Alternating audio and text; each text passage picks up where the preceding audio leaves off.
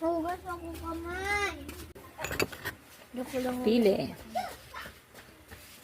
Iluto na ito at pwede nang balatan kasi hindi ka nakain ng balat. So, ganito ang pagbabalat niya. Dahil hindi ito kinakain. Ang kakainin lang dyan ay ito.